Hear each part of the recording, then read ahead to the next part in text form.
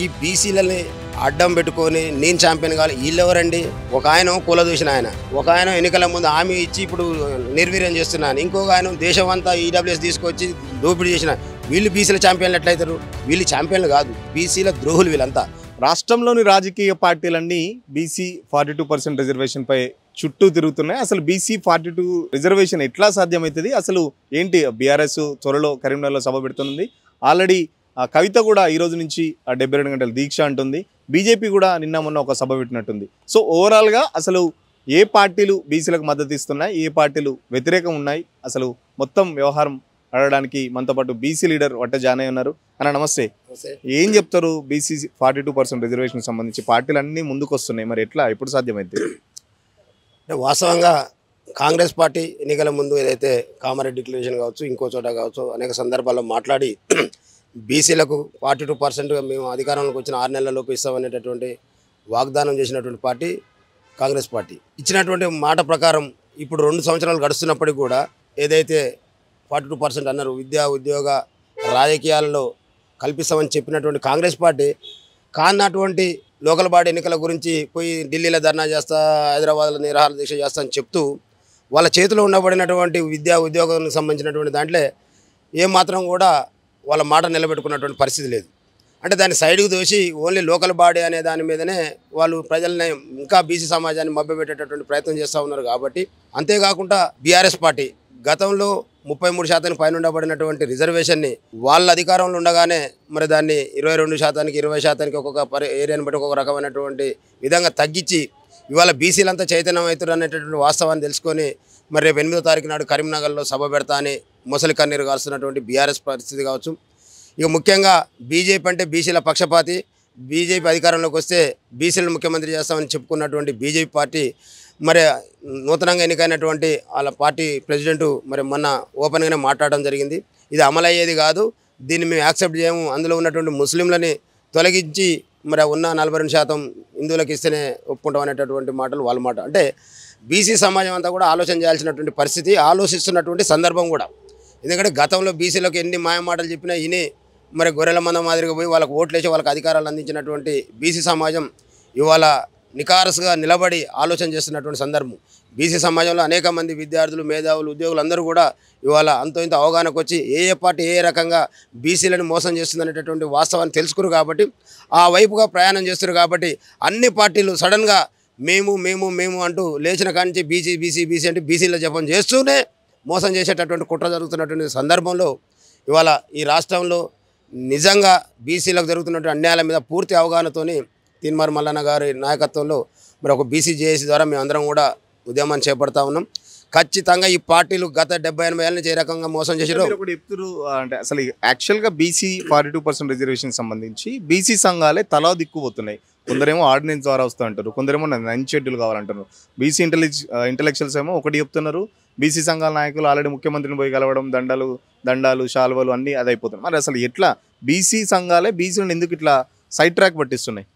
అంటే సరే, నేను మన జాతిలో ఉన్నటువంటి వాళ్ళ గురించి మాట్లాడే సందర్భం కాదు. అధికారం ఉన్నటువంటి వాళ్ళ అవసరాల కోసం ఒక్కొక్కరు ఒక్కొక్క రకంగా. ఇప్పుడు నిన్న మనం చూసినాం బీఆర్ఎస్ పార్టీ నుంచి ఉన్నటువంటి కల్వకుంట్ల కవిత గారు మరి బుక్కబులాలు జల్లుకొని కాంగ్రెస్ పార్టీతో రిజర్వేషన్ తెచ్చి బీసీల చేతిలో పెట్టినట్టుగా, బీసీలు అనుభవించినట్టుగా ఒక గొప్ప ప్రచారం చేసుకోవడానికి ప్రయత్నించి మళ్ళీ ఆమె ఇవాళ వచ్చి 72 గంటలు నిరాహార దీక్ష అంటా ఉంది. అంటే ప్రజల్ని డిస్టర్బ్ చేసుకుంటూ ప్రజల ఆలోచన తీరుని మార్చేటటువంటి ప్రయత్నం చేస్తుంది. ఆ ప్రయత్నంలో భాగమే ఇలాన్ని కుట్రలు. ఇక్కడ కూడా మా బీసీ సంఘాలు గత 70-80 ఏళ్ళ నుంచి ఏదైతే మాట్లాడారో ఆ వైపుగా ప్రయాణం చేసారో వాళ్ళని ఇప్పుడు ఒక పార్టీ ఒకరిని అడాప్ట్ చేసుకొని వాళ్ళని దగ్గర పెట్టుకొని బీసీ సమాజానికి ఏదో వాళ్ళు ఇస్తున్నట్టుగా చూపిస్తున్నారు తప్ప నిజంగా ఆయనకు పోయి పూల గుచ్చం ఇచ్చినా ఈయనకు పోయి శాలువాలు కప్పినా మాకు అభ్యంతరం లేదు. కానీ మాకు ఇస్తా అన్నటువంటి ఏదైతే ఎన్నికల ముందు కాంగ్రెస్ పార్టీ ఇచ్చిన హామీని కాంగ్రెస్ పార్టీ అమలు చేయాలి. అమలు చేయడానికి వీలు కావట్లేదని బీజేపీ పార్టీ చెప్తా ఉంటే అమలు అయ్యడానికి అవకాశం నాటిలలో మాత్రం స్థానిక సంస్థల్లో రాని దాని గురించి 9th షెడ్యూల్ అని ఒక ఆయన, ఆర్డినెన్స్ అని ఒక ఆయన చెప్తారు. మేమేమంటామంటే మాట ఇచ్చిన కాంగ్రెస్ పార్టీని ఇక్కడ ఉండబడినటువంటి ఎమ్మెల్సీలలో కావచ్చు, కార్పొరేషన్ పదవులలో కావచ్చు, ఉద్యోగాలలో కావచ్చు, మరి వాటన్నిటిని కూడా వాళ్ళ చిత్తశుద్ధిని సాటుకోమని మేము డిమాండ్ చేస్తూ ఉన్నాం. బీజేపీ పార్టీ కూడా బీసీ ముఖ్యమంత్రి నువ్వు చేసినట్టు చేసినావు, నీ చేతుల పని కదా. నువ్వు ఇలా కాంగ్రెస్ని ఏదో దోషం చేయాలనేటువంటి ఉద్దేశంతో మీరు రకమైనటువంటి డ్రామా, బీఆర్ఎస్ ఒక రకమైనటువంటి డ్రామా. ఈ ఉన్న బీజేపీ చాలా స్పష్టంగా చెప్తుంది కదా 42% రిజర్వేషన్లో 10% ముస్లింలకు ఉన్నది.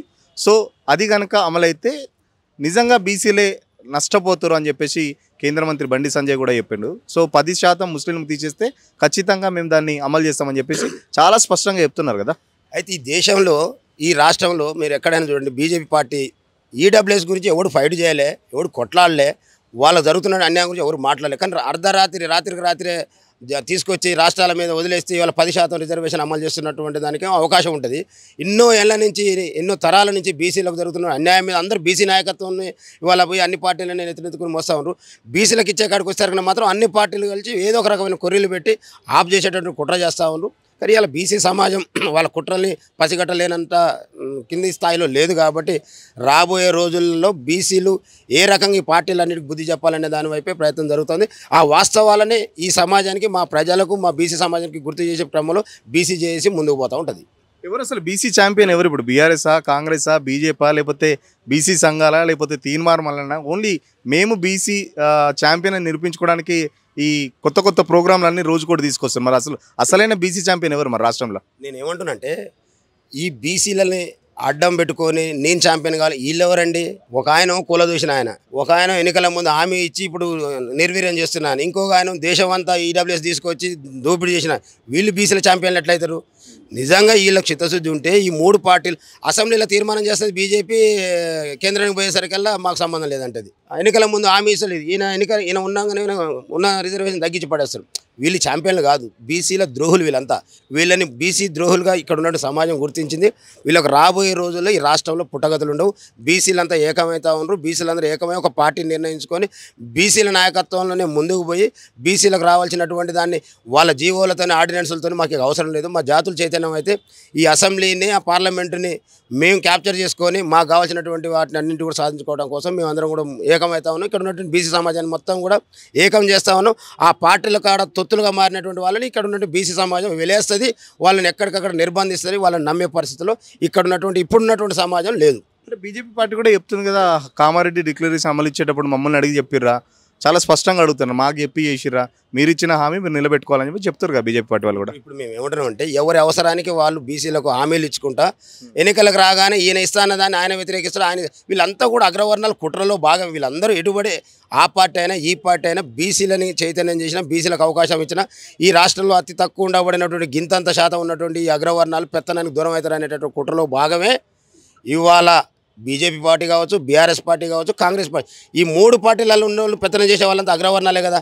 ఆ అగ్రవర్ణాల కుట్రలో భాగమే ఈయన ఇస్తా అనడం, ఆయన వద్దనడం, ఆయన ఇస్తా అంటే ఈయన కాదనడం, ఈయన ఇస్తా అంటే ఈయన లేదనడం, అన్ని రకాలుగా చీట్ చేసేటటువంటి వ్యవస్థని మా సమాజం గుర్తిస్తుంది. ఇవాళ మాది ఖచ్చితంగా మేము అంటాం, మీ మూడు పార్టీలు ఇస్తా అంటారు కదా, మూడు పార్టీలు ఏకమైన తర్వాత మీకు ఎవడడం వస్తుడు బీసీలు వద్దంటారా? మీరు కూర్చొని ఏం మాట్లాడతారో మాట్లాడుకొని డిసైడ్ చేసుకొని తీసుకొని, లేకపోతే ఈ సమాజంలో మీ పార్టీలకు పుట్టగతులు ఉండవు. సగానికి పైన ఉండబడినటువంటి మేము ఎస్సీ ఎస్టీలను కలుపుకొని 90% పైన ఉన్నటువంటి మేము ఏకమవుతా ఉన్నాం. మాకు జరుగుతున్నటువంటి 70-80 ఏళ్ళ నుండి మైనార్టీలు కదా, మీరు పరిపాలిస్తే 70-80 ఏళ్ళ నుంచి మేము పరిపాలించబడతా ఉన్నాం మీ మీద నమ్మకంతో. కానీ మా బతుకులు ఇప్పటికి కూడా ఎక్కడున్నాయి, ఎక్కడేసిన గొంగడ అక్కడ అనే విధంగా ఉన్నాయి. కాబట్టి ఇప్పుడు ఉన్నటువంటి తరం ఓపిక పట్టేటటువంటి పరిస్థితి లేదు. తెలంగాణ రాష్ట్రాన్ని 14 సంవత్సరాలు పోరాటం చేసుకునే రకాన్ని సాధించుకునే దాంట్లో మేము అందరం ముందు వరుసలో ఉన్నాం.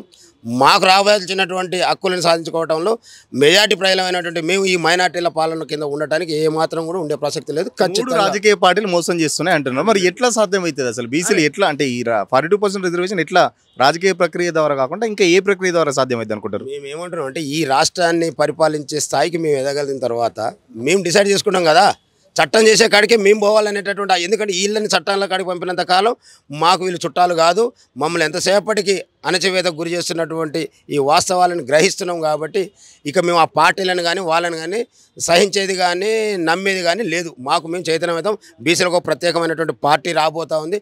ఆ పార్టీని మా బీసీ చేసి నాయకత్వంలో ముందుకు పోయి ఈ రాష్ట్రాన్ని ఏలుకుంటాం. మా సమస్యలను మేము పరిష్కరించుకుంటాం. మా ఉద్యోగాల్లో, విద్య, వైద్యం, రాజకీయం అన్ని రంగాల్లో మా వాటా మేము తీసుకొని వాళ్ళకి ఎంత ఉందో వాళ్ళ వాటా ప్రకారం వాళ్ళకి పనిచేస్తాం. సాధ్యమైతే ఇప్పుడున్న పరిస్థితుల్లో ఒక బీసీ రాజకీయ పార్టీ తీన్మార్ మల్లన్న ఆధ్వర్యంలో వస్తుందని చెప్తున్నారు. అంటే ఇంత పోటీలో ఒక బీసీ పార్టీ నిలదొక్కగలుగుతుందా ఇంత దాంట్లో? మహా మనగాడు అనుకున్నటువంటి రాజశేఖర రెడ్డి గారి రాష్ట్రాన్ని పరిపాలిస్తున్న సందర్భం కావచ్చు, ప్రతిపక్షంలో చంద్రబాబు నాయుడు ఉన్నటువంటి సందర్భంలో కేసీఆర్కి ఇంతంత పానం, ఈయన నిలబడతాడా, ఈయనతో అవుతుందా అని ఇక్కడ ఉన్నటువంటి సమాజం అంతా కూడా అనేక రకాల నిందలు నిష్ఠూరాలు వేసినటువంటి పరిస్థితుల నుండి ఈ రాష్ట్రాన్ని 10 సంవత్సరాలు ఆయన చేతిలో పెట్టింది ఇక్కడ ఉన్నటువంటి ప్రజలే. అందులో మెజార్టీ ప్రజలైనటువంటి బీసీల చైతన్యమే తెలంగాణ రాష్ట్రాన్ని, ఈ రాష్ట్రానికి తెలంగాణ పార్టీని అధికారాన్ని అందించింది కూడా బీసీలే.